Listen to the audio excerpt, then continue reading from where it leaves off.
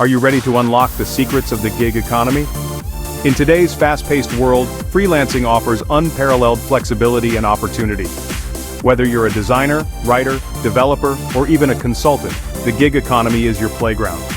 First things first, identify your niche. What skills do you have that others need? Once you've nailed that down, it's time to build your personal brand. Think of your online presence as your business card. A strong portfolio and engaging social media profiles can make all the difference. Next up, finding gigs.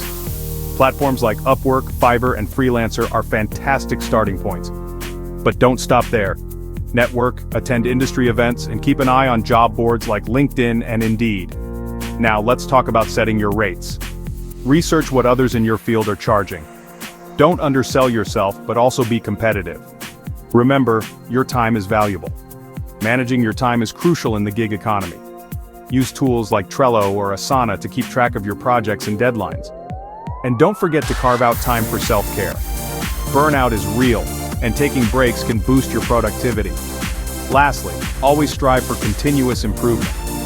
Take courses, attend workshops, and stay updated with industry trends. The more you learn, the more you earn.